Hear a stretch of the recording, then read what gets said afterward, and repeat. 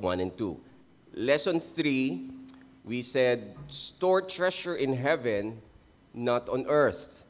Natatandaan nyo si King Tut at saka si Jim Elliot. Yun po yung contrast na pinag-usapan natin when we studied lesson 3. And then lesson 4, meron po tayong dalawang Sundays na pinag-aralan po ang lesson 4, and we say, heaven is my home, live as a pilgrim for the line, referring to eternity, not the dot. This brief life here on earth. So yan po yung lesson 4 for 2 Sundays, pinag-usapan po natin yan. And now, for our next lesson, which still run in conjunction with all the lessons previously, we now ask the question, so how do we actually break free from materialism? How do we actually break free from materialism?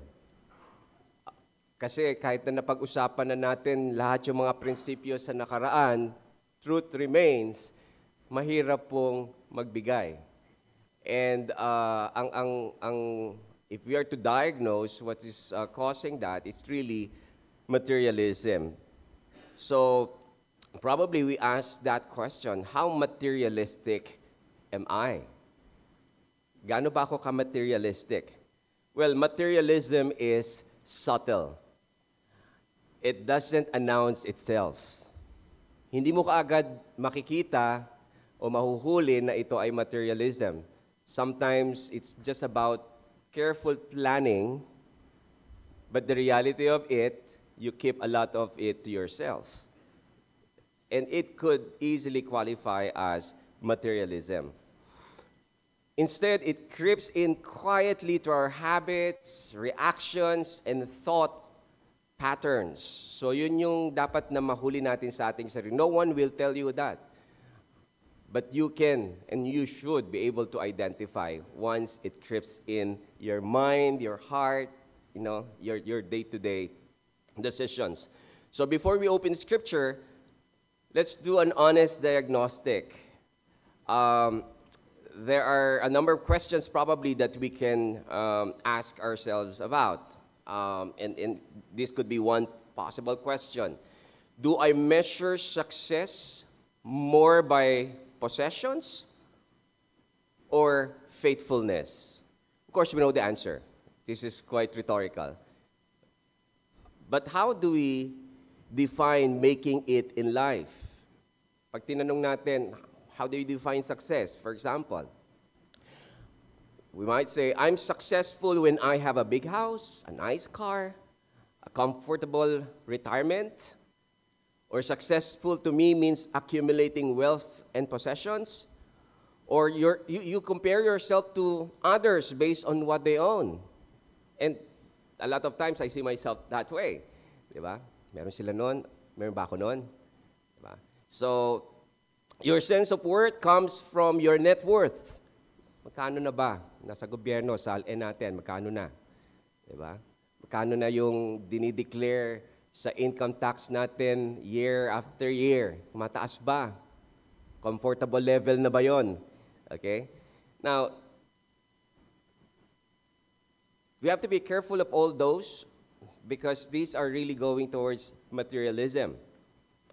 As far as the gospel is concerned, we are to hear ourselves saying this, I'm successful when I hear, well done, good and faithful servant. It has to be, that one thing to hear from the Lord when we pass away. Success must be equivalent to faithfulness to God's call, regardless of earthly status. A lot of times, we're so concerned about our earthly status, but that's not really the most important thing. It's always whether the Lord will tell us we're faithful. We measure our life by kingdom impact, not possessions. Kingdom impact, not possession. Your sense of worth comes from being a child of God. This is the gospel definition of what success is about. Kaya nga yung iba sa atin na, still not in the fold of Christ, you're still dilly-dallying, you're still weighing your options. I can still live this way. Oo, naintindihan ko yung Christianity, but maybe someday I'll be part of your team. I'll be part of your church. Think again. Later as we study, you'll see, I hope, better. So when we diagnose ourselves, let's think about our life. What makes us feel successful or unsuccessful? It's important. What achievements will give you and me the most pride? And what do you and me brag about? Stuff you own or ways you've served? So these are some of the diagnostic questions that are quite important. Another question could be this: how often do I thank God for what I have versus wish for what I don't? Yan, madalas ganyan. Nahuhuli natin sarili natin, nagko-complain about the things that we don't have. Okay. Nahuhuli natin sarili natin, sana meron din ako nito. Those kinds of things. That leads towards materialism. Constantly thinking, I wish I had, comparing yourself to others, they have it better than me.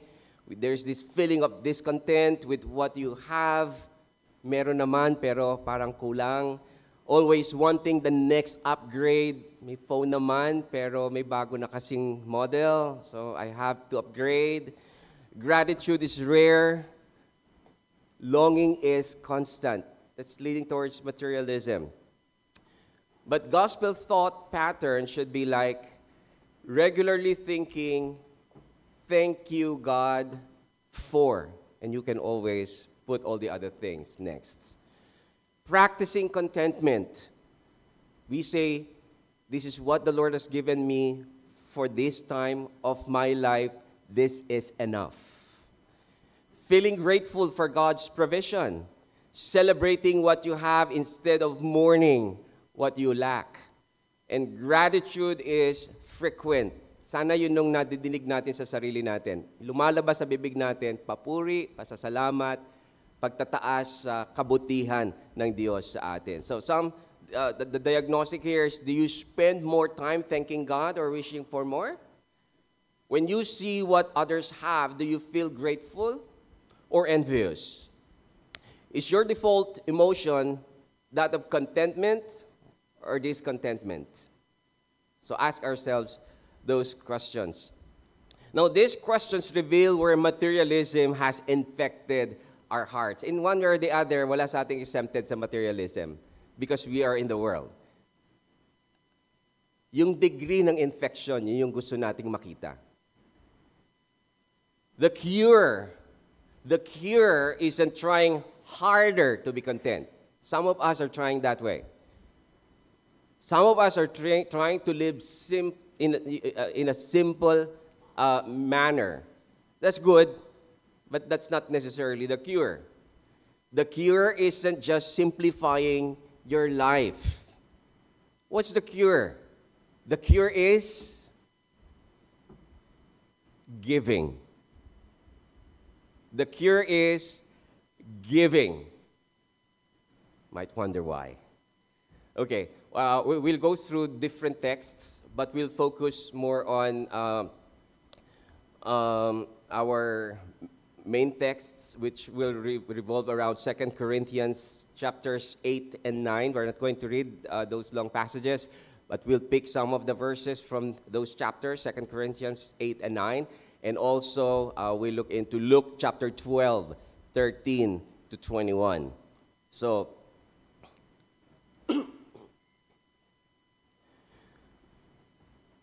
we say that materialism is a spiritual disease. So it's not a preference. Like materialistic kasi yun yung preference mo. It's not just preference. It's not personality type. Not just, now some people are wired this way. No, it's a spiritual disease. that enslaves our heart, steals our joy, destroys our faith, robs God of glory, wastes our one life. That's what materialism is like. And like any disease, it needs a cure, not just symptom management. Kasi pagka minanage lang natin yung symptom, nandiyan pa rin yan, babalik at babalik. So it's always going to the root of it. Today, we'll discover giving is the only antidote to materialism. So not trying harder to be content, not simplifying our lives, not making rules about what you can buy, etc. The cure is generosity. When you give, you are to be generous. So let's see 4 key passages here. And let me start with 2 Corinthians 8, 1-5. This is the Macedonian example. 2 Corinthians 8, 1-5.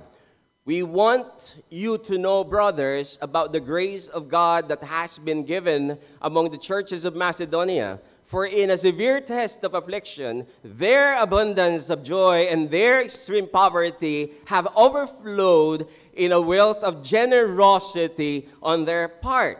For they gave according to their means, as I can testify, and beyond their means, of their own accord, begging us earnestly for the favor of taking part in the relief of the saints. And this, not as we expected, but they gave themselves first to the Lord, and then by the will of God to us.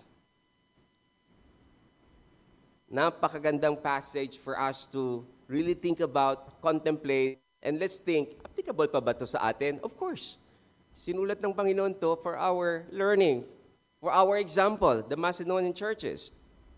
Paul is writing to the Corinthian church about a collection, context-wise, for the suffering believers in Jerusalem during this time.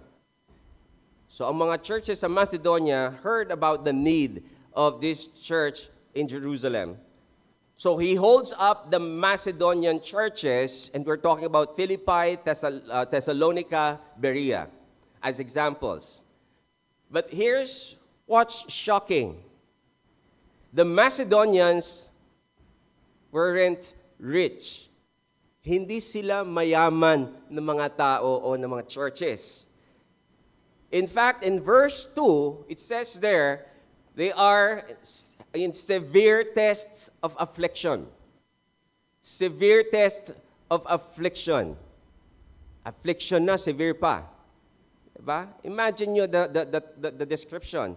They were suffering from persecution. They are in extreme poverty. Look at the terms. Extreme poverty. Uy, sino nasa extreme poverty sa atin dito? The people we're reading right now, they are in extreme poverty. That's what verse 2 says. They had almost nothing.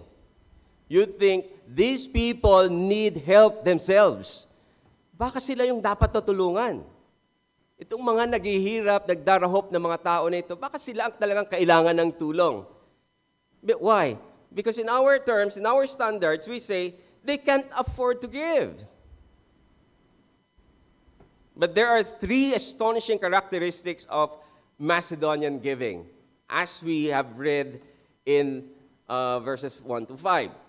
The first thing is, in verse 3, we read there, they gave beyond their ability. Right? They gave beyond their ability. It says, for they gave according to their means, that's being responsible, within their means, as I can testify, and beyond their means. Hindi lang according to their means. Yan, pretty standard sa atin ngayon yun eh. Live within your means. Okay? But in the particular case of the Macedonian churches, they didn't only give according to their means, but Paul's testifying that they went beyond their means of what they can afford. Meaning they're giving sacrificially. Notice the progression. According to their means, give what you can afford, reasonable. beyond their means, giving what you can't afford. That's radical. The Macedonians didn't give leftovers. Marami nandoon sa leftovers. Madaling magbigay pag marami. And then you give a little portion of what you have. Secure ka pa naman. Dami pang natitira. That's the reality of it. Hindi natin maitatago yon, including myself. Okay. They gave sacrificially. Imagine you're a college student working part-time, earning 5,000 pesos per month. Well, according to your means, probably you're 10%. Reasonable, 500 pesos a month. Beyond your means, probably 30%, 1,500. You'll have to cut your budgets, keep eating out. You know, sometimes it's part of your budget. But beyond your means, meaning you remove some of the budget items and then don't take it to yourself, but give it to someone who is in their need. That's 1,500 pesos out of the 5,000 pesos. So that could be how it looks like in terms of budgeting. If you're retired with a fixed income of 30,000 per month, according to your means, 10% could be reasonable, 3,000 a month. That's comfortable. You still have your 90%. Beyond your means, probably 10,000 of the 30,000. You'll have to tighten your belt, reduce expenses. More importantly, trust God. Now, the Lord is not asking you something that God has not given you yet. Hindi ka pinauutang ng Panginoon. Yung ibinabalik natin sa Panginoon din lahat naman yon. You have received it, so it's just a question of faith. Nasaan ang pagtitiwala natin? Doon sa na-receive natin na material blessing or the God who has given such wealth? It has to be trusting God. That's Macedonian giving. So what's the point? They gave more than made financial sense because they trusted God, not their budget. So yun yung sinasabi natin. When we budget, that's nice, that's good, that's important for people who are here. You should be living on a budget. Hindi kayo gastos ng gastos, hindi nyo alam kung meron na pala kayo napapabayaan. The responsibility that you have to pay your bills. Hindi pa pwedeng, nandiyan na naman yung Meralco, puputulan na naman kami. Andiyan na naman yung tubig, puputulan na naman kami, etc. So, it's because, pinanggastos nyo sa ibang mga bagay na hindi naman dapat pagkagastusan, yung mga dapat pagkagastusan. We're not talking about that. Okay? We're not evading any responsibility. You have to be very, very responsible.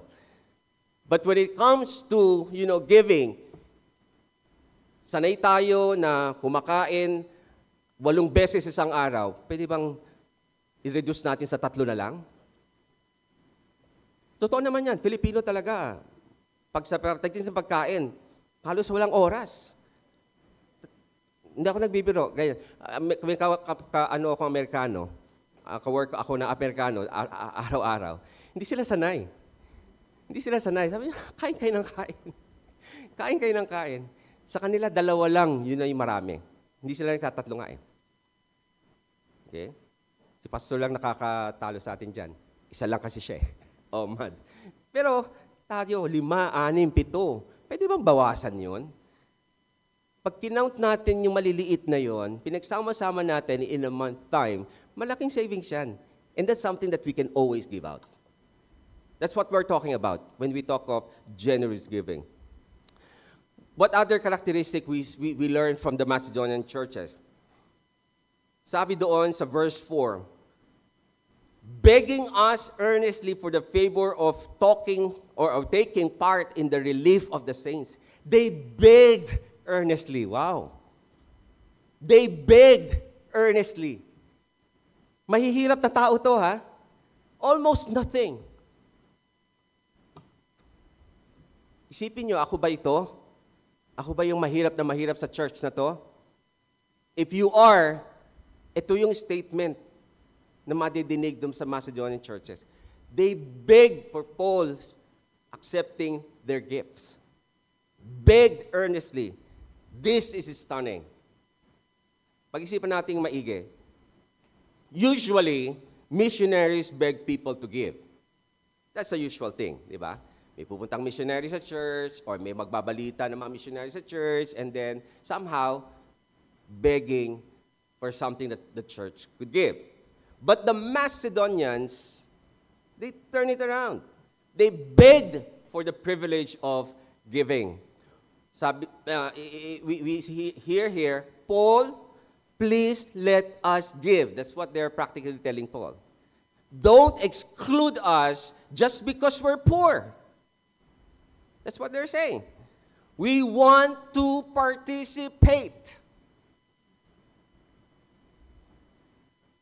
They saw giving not as a burden, not as an obligation, not as a guilt trip. Iba kasi nagbibigay kasi nasa pulpit, ginilty ng ginilty yung mga tao sa pews. Diba? O nakakahiya naman. O na-lecture na naman tayo sa giving. Bigay na nga lang tayo. We're not talking about that. Hindi ganun ang generous giving. Napilitan. Obligasyon kasi. Nagigilty naman ako kung na lang yata hindi nagbibigay.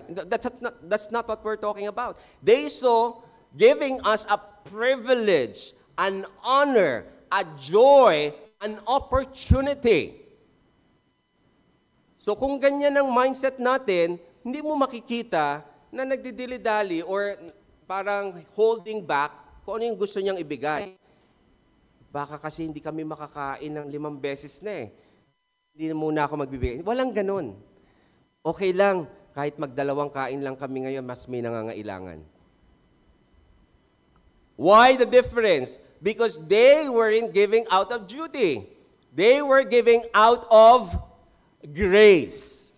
And that's an important point. We're going to talk more about that later. So, imagine our church is raising money to send missionaries to an unreached nation. Imagine. We come to that point. A materialistic response could probably this. Another offering? Seriously? I just gave last month. Or, sige na nga, ito na 100 pesos. Grudgingly, at least nakapagbigay na ako dyan. Diba? The Macedonian response is quite different. I get to invest in eternity. I can't miss this.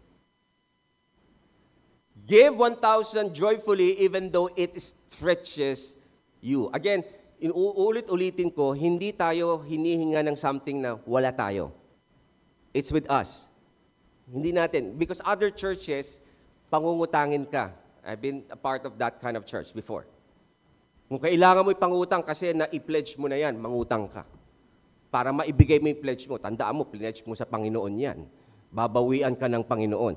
Yung mga ganyang mga statements. Of course, yung mga tao na hindi sanay hindi naiintindihan ng Biblia, they would be compelled.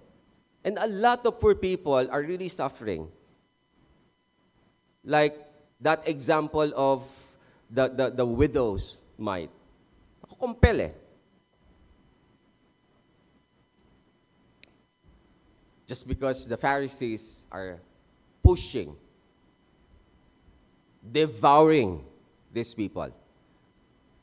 I'm not saying that the widow did that because she was compelled, because the Lord Jesus Christ said she has given. And we have to honor the Lord's commentary about that. But I know for a fact that many are just compelled to give just because they were compelled. May nagsasalita sa harap at yun ang sinasabi, paulit-ulit. Offering in the morning, offering in the afternoon, offering on Wednesdays during prayer meeting, offering na lang ng offering. Meron tayong building project dito, meron tayong building project doon. So you have to give, you have to give, you have to give. Later, we'll talk more about that as well. Let's move on. Now, another characteristic of the Macedonian church is that they gave themselves first, which is very critical. we will not be able to give unless we have this characteristic. They gave themselves first. Verse 5, it says, and this, not as we expected, but they gave themselves first to the Lord, very important, and then, by the will of God, to us. Here's the secret of Macedonian generosity. They didn't start with their wallets. Hindi sila nagsimula sa, magkano bang meron ako? No. They started with their hearts. Ano bang tayo ko sa harapan ng Diyos ngayon? They gave themselves first to the Lord. The order here matters. First, surrender yourself to God. Then, surrender your possessions to God. In that order. Don't reverse it. Don't reverse it. You can't give your money to God if you haven't given yourself to God. This is why the try harder to be generous mentality will never work. It will never work. You can't manufacture generosity through willpower. That's the will of the flesh. Generosity flows from grace. When you've experienced God's grace, when you've been gripped by how much He gave for you, generosity becomes natural, even joyful. Romans 12:1 says the same thing. Present your bodies as a living sacrifice, holy and acceptable to God, which is your spiritual worship. Give yourself first, and giving your stuff is easy. When we look at the Macedonian model, may apat na paradoxes na makikita tayo dito. You know what a paradox is. So, Macedonians teach us 4 counterintuitive truths. That's the paradox I'm referring to. Counterintuitive truths. First paradox, poverty didn't restrain generosity.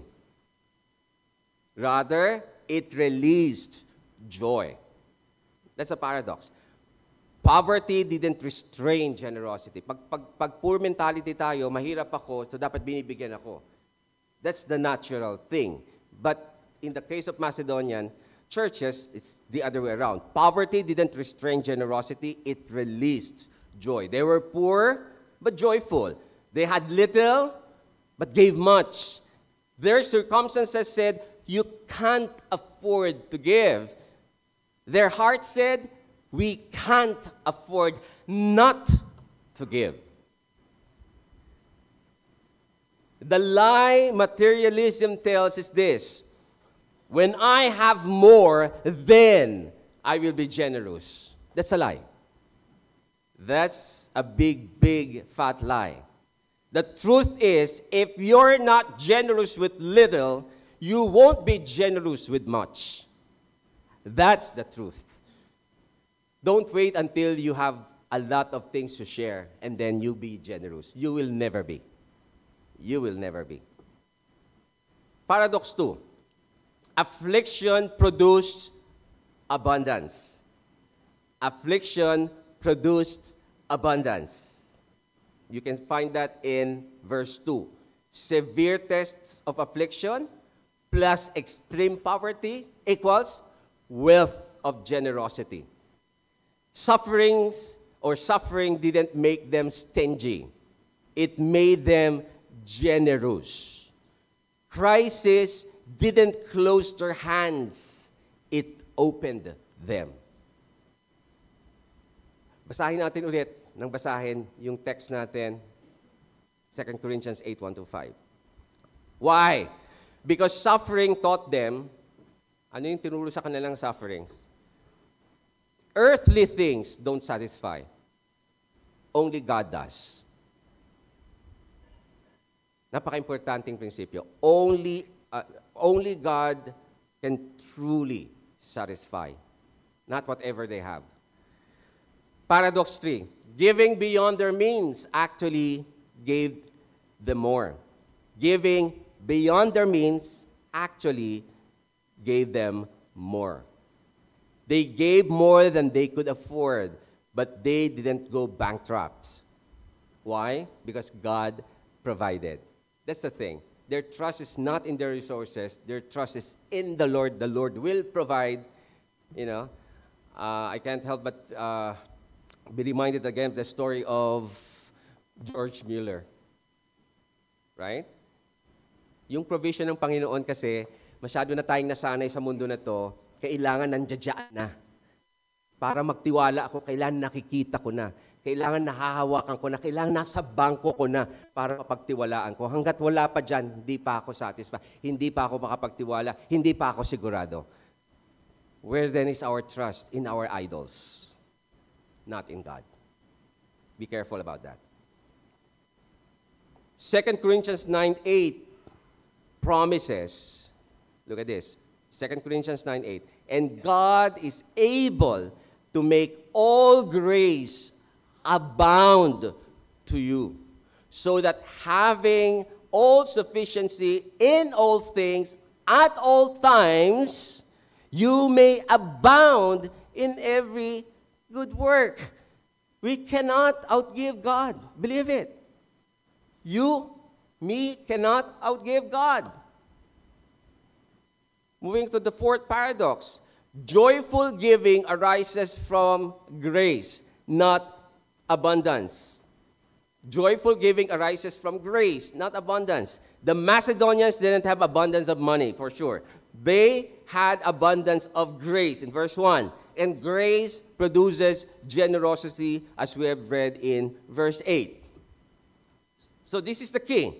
Materialism says, I'll be generous when I have more. But the gospel says, I'll be generous because God has been generous to me. Nagbigay na ng biyaya ang Diyos. Iniligtas ka ng Panginoon. Later we'll see more about how Christ sacrificed for us. So the Macedonian tests would be this. We can ask ourselves the question, am I giving beyond my means? Trusting God, not my budget? Do I beg for opportunities to give or avoid them? Have I given myself to the Lord first? And is my giving joyful or grudging? So these are the Macedonian tests. If our answer is no to this, then materialism is still as much in us. So what's the foundation? Bakit ganun ang mga Macedonian churches? Or any of the Christians even of today that has that kind of mindset or thinking? What's the foundation? As I mentioned earlier, it's about the grace of the Lord Jesus. 2 Corinthians 8:9. Nabasa na natin kanina. Just for emphasis, let me read it again. For you know the grace of our Lord Jesus Christ, that though he was rich, yet for your sake he became poor, so that by his poverty might become rich. So this is the foundation of all Christian giving. Paul doesn't motivate giving by guilt, manipulation, legalism. I've talked about that earlier. Paul motivates giving by pointing us to Jesus. So that's how he is motivating us. Sabi niya dyan, for you know the grace of our Lord Jesus Christ. Christian giving flows from gospel grace, not law. Hindi ka inuutusan, hindi ka binabatasan para magbigay. Ito'y ginagawa mo ng kusang loob, nag-uumapaw sapagkat naunawaan mo yung biyayang natanggap mo, natamo mo, una sa Panginoon. The three movements of Christ's grace are as follows. Well, tandaan po natin, the Lord is rich. He was rich. Before the incarnation, Jesus possessed the glory of heaven, John 17:5, the worship of angels, Hebrews 1:6, perfect fellowship with the Father, John 17:24, authority over all creations, Colossians 1:16-17, infinite power, wisdom, beauty, majesty. All this before incarnation. He lacked nothing. He was infinitely, eternally, gloriously rich. Yet, for your sake, he became poor. Yet for your sake, for my sake, He became poor. What did Jesus give up? Philippians 2, 6-8 explains, though He was in the form of God, did not count equality with God a thing to be grasped, but emptied Himself by taking the form of a servant, being born in the likeness of men, and being found in human form, He humbled Himself by becoming obedient to the point of death, even death on a cross. Jesus gave up the glory of heaven, the worship of angels, perfect fellowship, infinite riches, His very life. This is the greatest act of generosity in history when time began. Jesus didn't give from His excesses. He gave His very self. So what you by His poverty might become rich. Yun ang sinasabi. So that you by His poverty might become rich. What did we gain through Christ's poverty? Ephesians 1:3. Blessed be the God and Father of our Lord Jesus Christ, who has blessed us in Christ with every spiritual blessing in the heavenly places. Through Christ's poverty, we gained the following. Forgiveness of sins. Ini-enumerate ko po kasi baka nakakalimutan natin. Dali nating makalimot eh. Alam natin Christian ako ngayon, masaya ako ngayon, that's it. May kita ako ngayon, etc. Pero wag nating kalimutan, ano ba yung na-receive natin sa Panginoon? Forgiveness of sins. Walang ibang makakapagpatawad sa iyo at sa akin, kundi si Kristo lang. Ephesians 1:7. Adoption as God's children, Ephesians 1:5. The eternal inheritance, 1 Peter 1:4. The Holy Spirit in us now, Ephesians 1:13-4. Eternal life, John 3:16. Intimate relationship with God, John 17:3. Lahat ito, na-receive natin. We were spiritually bankrupt before. We're dead. But Jesus made us infinitely rich. Sa totoong nakakaunawa nito, busog na busog yung puso nila, masaya sila sa buhay. Pero sa mga theoretical lang ito, dahil napag-aralan sa Sunday school, na memorize, pero walang personal experience, still turn to Christ. You need to be saved. Kailangan nating totoong maranasan. Hindi ito na pag-aaralan sa libro. It has to be experienced. We were spiritually bankrupt. You have to accept right now, no matter how much you wear that mask that you're happy, you're contented, you have everything possible in the world, wala na akong mahihiling pa. Without Christ, you're bankrupt. You're hellbound. You're dead. Jesus is the only reason why we are infinitely rich. So how this destroys materialism? That's our topic. If you truly grasp what Jesus gave for you, materialism loses its grip. The logic is simple. Ganito yung logic. Jesus gave up everything for me. Right? He gave His life. He didn't owe me anything. Right? Walang utang ang Diyos sa atin. Si Kristo more so. What we deserve? Judgment. Yet, He became poor. For what? So I could become rich. Pinagpalit. How can I cling tightly to earthly things? Again, hear this well. How can I cling tightly to earthly things when He held heaven loosely for my sake? Hindi nag-sink in? Basahin ko ulit. How can I cling so tightly to earthly things when He held heaven, Christ, when Christ held heaven loosely for my sake? Tingnan natin yung logic doon. This is the gospel foundation for generosity. You don't give to earn God's favor. Silamplaka na ako dito weeks back. Ulit-ulit. Pero baka hindi nagre-register. Ako rin. Baka hindi nagre-register pa rin sa akin. You already have it in Christ. We are already rich because of Christ if we truly had been born again. You give because you're given everything. We were given everything in Christ. So the doctrine of incarnation is that God's generosity is our model. 1 John 4:9 said, we love because He first loved us. We could paraphrase this to say, we give because He first gave to us. Jesus' generosity is the pattern, the power, the motive. When we say pattern, this is how we're to give, sacrificially, joyfully, complete. When we say generosity, Jesus' generosity is the power, we say His grace enables our generosity. We can't do it without Him. And when we say Jesus' generosity is the motive, His love compels us. That's the reason why we give, because of love. Not because I need to, I have to, I was compelled. Reluctant as I may be, but this is the right thing to do. Hindi po yan. That's not the way to truly give and be generous.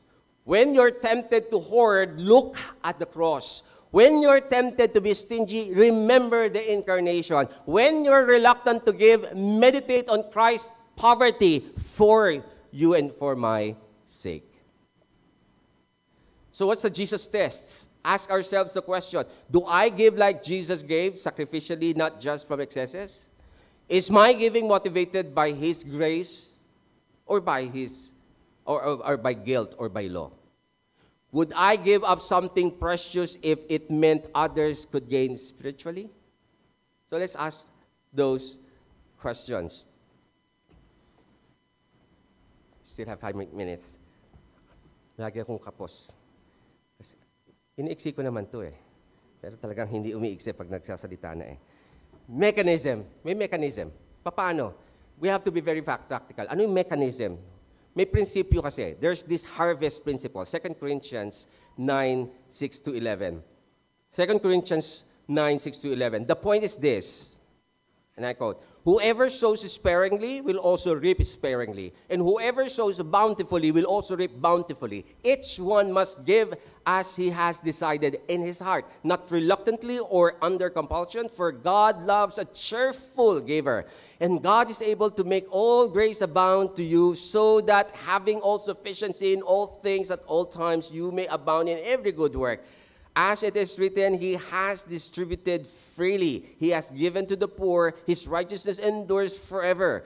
He who supplies seed to the sower and bread for food will supply and multiply your seed for sowing and increase the harvest of your righteousness. You will be enriched in every way to be generous in every way, which through us will produce thanksgiving to God. So here's the harvest principle as we have just read. Paul uses an agricultural metaphor in what we have read. Hindi ko alam kung naiintindihan natin. Wala naman yatang lumaki na sa atin sa agriculture. Once upon a time, yung iba sa atin na may mature na lang. Okay? Siguro naabutan nyo yung agricultural life before. Pero siguro hindi naman ganun kahirap intindihin. If you plant one seed, you get one plant. Ganun po yun. If you plant 100 seeds, or 100 seeds, you get 100 plants. Ganun po, di ba? So the principle is simple. You reap what you sow. Wala kang seed na tinanim, wala ka rin, huwag kang mag-expect na may tutubo. Alam niyo yun? Pumunta ka ng bangko, nag-withdraw ka. Hindi, nakakamot yung teller. Saan po account nyo? Saan po bank book nyo? Hindi, gusto ko lang mag-withdraw. Hindi pa pwede yun. Yeah? You have to put something there in order for you to get something out. Ganun kasimple yung prinsipyo. You reap what you sow. Now, 3 key truths about the harvest principle. Whoever sows sparingly will reap sparingly. That's verse 6a. Sparse sowing equals sparse harvests. Imagine a farm with a field. A stingy farmer could be described this way. He has 100 seeds. And this stingy farmer would think, seeds are valuable. Importante to, konti na lang na natitirang ganitong seed. Okay? So I find this very valuable. I'll only plant 10 and save the rest. Save ko yung 90, yung 10 lang muna itatanim ko. Mahalaga kasi itong mga buto na to mga binhi na ito. So anong result? 10 plants. Good harvest, small harvest. But a generous farmer could be, may 100 seeds. And the generous farmer should be thinking, I'll plant all 100 and trust God for the harvest. Hindi naman yung pagtatanim natin, tandaan natin, baka mahulog din tayo doon sa prosperity gospel. Hindi yung pagtatanim natin, kung hindi yung pagbibigay ng Diyos ng harvest. God is always giving the increase. But we have to plant it. We have to plant it. So anong result? 100 plants and this abundant harvest compared to the 10 plants. Who made the better choice? Obviously, the generous farmer. But notice, the stingy farmer could be thinking this way. He's just being wise by saving his seeds. That's a lie. Di ba? Ang iniisip ng stingy farmer, I'm just saving the 90 seeds. It's just being responsible of me. At naniniwala siya doon. Convinced siya doon. But actually, he was being foolish. Why? Because seeds are meant to be planted. Seeds are meant to be planted, not hoarded. Kung tinago mo lang, walang pakinabang yung seeds na yun. It means nothing at all. Kahit gaano kahalaga yung seed na yan, kahit ikaw lang ang nagmamay-ari niyan sa buong mundo, walang pakinabang yan. Sapagkat nagkakaroon lang ng pakinabang yan pag naitanim. Hindi mo itinanim, wala kang aanihin. Money, in the same way, is a spiritual seed. You can hoard it, yes, but you get no harvest. Or you can sow it into God's kingdom, not just sow it anywhere. You can sow it in God's kingdom and reap an eternal harvest. The stingy person thinks, I need to save everything for myself. What if I need it later? Mahirap na. Magkasubuan, wala akong pang-ariya. The generous person thinks, God gave me this to invest in eternity. It sows bountifully and trust Him. So what other principle we can, from our previous reading? Whoever sows bountifully will reap bountifully. 6b. Generous sowing means generous harvests. But here's the critical question. What kind of harvests? Sometimes nagpo-fall tayo sa prosperity gospel. And hindi natin masisi sarili natin. Dami natin nadidinig na ganyan Prosperity gospel. Baka infected din tayo. Paul is not saying, give 1,000 to God and He'll give you 10,000 back. Di ba ganyan? 100-fold. Magbigay ka 1,000, ay, magiging 10,000 yan. Magiging 20,000 yan. Sino nakadinig yan? Ang dami ko nadinig na ganyan. Probably some of you have heard the same thing. Sow a seed offering and get rich. Sow a seed offering and get rich. Yun ba yung sinabi ng scripture? Give to get material wealth. Pag nagbibigay ka sa Panginoon, bibiyayaan ka ng Panginoon ng mas marami pa. Siksik, liglig, umaapaw. Yan yung mga nadidinig natin. That's not being faithful to the text. So what is Paul saying? Look at verse 11. You will be enriched in every way to be generous in every way. That's the harvest being referred to. God enriches you so that you can be more generous. Not so you can be more comfortable. Mas marami kang maipon, mas marami kang sense of security. Hindi po yun ang sinabi. The harvest is more resources to give, verse 10 to 11. Increased righteousness, verse 10. Thanksgiving to God, 11. Eternal reward, storing treasure in heaven. Joy in generosity, being part of God's work. God doesn't give you more so you can hoard more. He gives you more so you can give more. Yung po lagi nating isipin. Think of it like this. God is the source. We are the channel. Others are the recipient. God is the source. Think of a pipe as a channel, and these blessings goes somewhere else. Hindi tayo magiging dam. Source, punta sa atin, dam. Alam niyo yung dam, di ba? Nag-hoard ng tubig. Hindi niya nire-release yan. Minsan, kung kailangan, sige, magre-release ng konti. Disaster pa. Diba? Hindi nakakatulong. If you dam up the channel or hoard, God stops sending resources through us. If you keep the channel open, which means if we give generously, God keeps sending more to flow through us. And then another point, God loves a cheerful giver. In verse 7, it says, each one must give as he has decided in his heart, not reluctantly or under compulsion, for God loves a cheerful giver. Three important points here. Point A, as he has decided in his heart. So giving is intentional, prayerful, personal.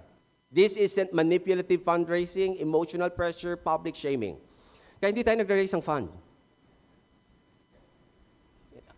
Hindi namin ugaliin na aarap dito, tapos i-engaging kayo para maglagay tayo ng fund dito.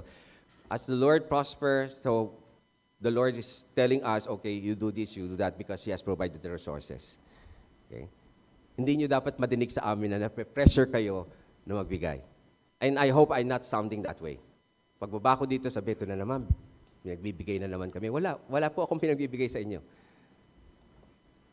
Ito po ay resulta ng sumasaganang puso sa pagpapasalamat sa Panginoon. If you have that kind of heart, praise the Lord.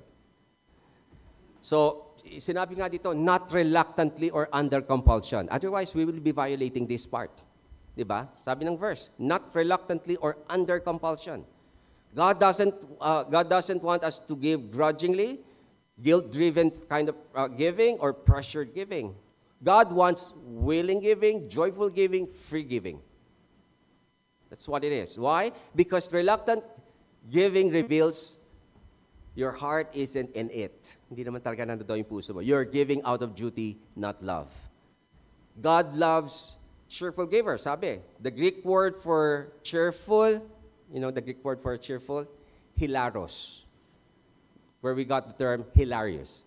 So we must be a hilarious giver. Ay, yung hilarious na alam natin, tawa lang na tawa. Hindi, sabihin joyful, masaya. Pag nagbibigay ka, hindi ka napipilitan. Ang happy-happy ka nagbibigay. Alam mo yun, may mga ganyan tao. Pag nagbibigay, yung iba nga, ano ba, bigay ka ng bigay. Naubos na yun. Hindi, okay lang to. Happy ako ginagawa ito. That's something that we are to expect from someone who has truly experienced the love of God. God loves a hilarious giver, someone who gives with joy, delight, enthusiasm, celebration. Not someone who gives with a sigh, a frown, reluctance, and regret. So why does God loves cheerful giving? Because it reflects His very character. That's how He gave Jesus Christ. Hindi reluctant. Buong-buong binigay ang Panginoong Jesucristo for our sake. So the harvest test is this. Am I sowing bountifully or sparingly? Am I a cheerful giver or a reluctant giver? Do I trust God's harvest principle? Am I eating my seed or sowing it? Be not the rich fool. We don't have time, which we're going to study next meeting. All right? But the rich fool, you know the story. Dami-dami niyang na-produce. Ang husay niya sigurong strategist. Magaling siguro siyang businessman. Mahusay siya talaga magtrabaho. Napakasipag niya siguro. But the focus is wrong towards himself. So bigger barns, and eat, drink, be merry, enjoy all the things that I deserve all this, those kinds of things. A lot of lies there. We're going to unpack that next meeting. But the thing is, the Lord said, He was full. And I hope we'll not hear that word, you fool. But rather, well done, good and faithful servant. Tayo po manalangin. Panginoon, nagpapasalamat po kami sa maraming talata, Panginoon, at totoong nagtuturo sa amin kung papaano kami mamumuhay sa mundo na ito At papaano kami, Panginoon, magiging katulad mo, a generous giver. Marami kaming dapat ayusin sa aming pong pag-iisip sapagkat natamna ng aming mga isip ng mga maling prinsipyo ng mundo na ito. We have been living in this world and sometimes we're careless just to accept things the world has taught us, and only because we are not so keen as far as your word is concerned. Forgive us, O Father. Help us to study your word deeply and continue to express our love for you, give ourselves to you so that the rest will not be an issue. Salamat po, Panginoon. Tinataas po namin yung pangalan sa pangalan ng Panginoong Jesus. Amen.